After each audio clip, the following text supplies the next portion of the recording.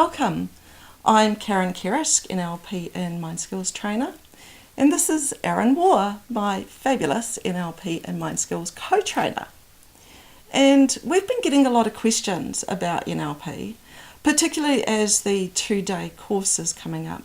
But we thought we'd just clarify and respond to some of the questions you have been sending us. Right, let's begin.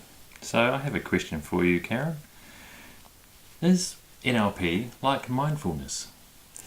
So mindfulness training has been around for a while, and I'm fairly sure it's about being present and centering yourself to be in the moment. While NLP gives you the tools and techniques to do this instantly, NLP is not mindfulness. What else you got? Is NLP hypnotherapy?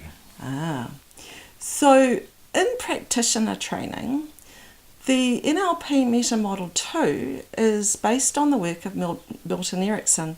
Now, Milton Erickson is the father of modern day hypnosis and hypnotherapy, and we teach his language patterns.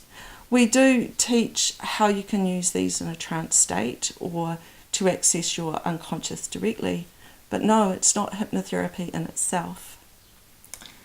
Is it just a matter of mind over matter? Mind over matter. Oh, yes, that does work. But if you can master your mind, you can master anything that matters or doesn't matter. But it is a set of tools and codification for your non-conscious mind or unconscious mind, so you can change anything that matters to you. Does that answer the question? I think that does. We've had a question like, isn't CBT better? Cognitive behavioural therapy. So cognitive behavioural therapy is recognised very much in New Zealand. Cognitive behavioural therapy stems out of neuro-linguistic programming. So its foundational basis is in NLP, primarily in NLP classic code, because it's very much about the content. CBT doesn't necessarily access your unconscious mind, where the problems are stored. So if you can do CBT and combine it with NLP, you have a much better tool set for your clients. Great answer. I've had another question. Isn't it about quantum awareness? Okay, so I'm not quite sure what quantum awareness is, but quantum is tiny. It's the smallest part of a particle. It's what do you call it? Nano. Star Trek language. Yes. It's the tiniest bit of an atom, if you like. So sometimes when people think quantum, they think huge, and very large. So no, it's not quantum awareness. No, it's not quantum physics. But it does look at the tiniest fraction of code or linguistics or patterns of a problem to just pull a thread very quickly and get amazing results. So I've had another question which is quite interesting. Is it where you can connect with your organs and make yourself well? Ooh, okay. So NLP presupposes that the mind and body are wired in a cybernetic loop. So the brain and the body are connected. If you feel something, you might have an emotional response or a thought response. And if you think something, you might have a response in your body. This is where John Grinder's pattern, the healer within, works really, really well.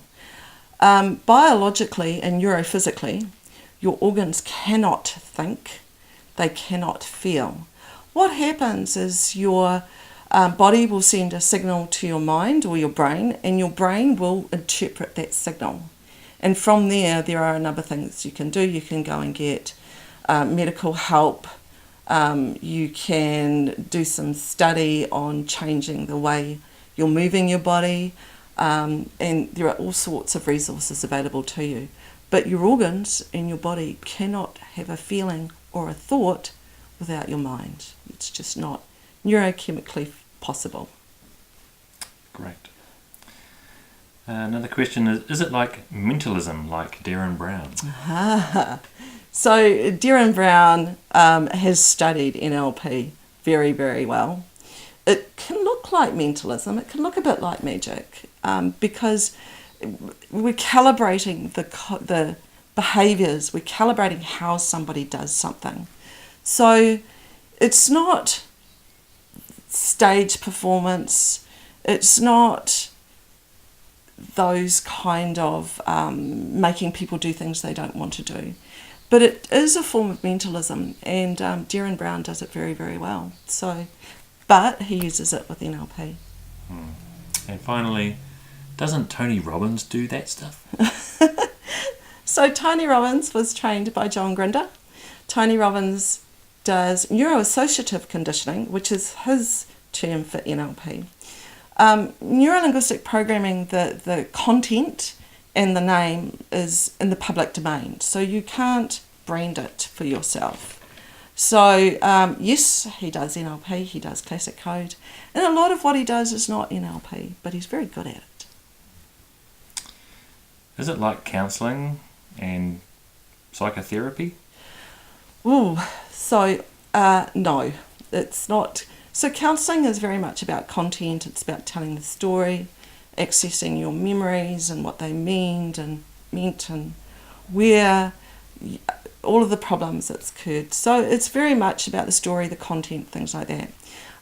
Psychotherapy, again, if you have a qualified clinical psychologist, they're using things like transactional analysis and a lot of popular theories that have been around in psychology. NLP is not like that at all. It directly accesses the pattern and the code of how a problem or a memory is being stored and changes it in the way that your system works or needs to change. And finally, does it use affirmations? If in one session you can change how you're doing something or what you're believing or how you are feeling about something or how you want to feel, then you don't need affirmations. Some people like affirmations and it can work, but if you want affirmations, after you've done a session with us, we'll help you come up with your own that will work for you, but they're not required in NLP. Well, that's about all we have time for today. I hope you've enjoyed the questions and answers. Hopefully it's answered a few questions that you may have had. And feel free to like and subscribe. And I'm Aaron Waugh, NLP and Mind Skills Trainer. And I'm Karren Kerisk, NLP and Mind Skills Trainer. And please contact us either through our Facebook page or on our website if you've got any questions at all, and we'd be pleased to answer them either directly or through another one of these Q&A sessions. Thank you for joining us. Thanks.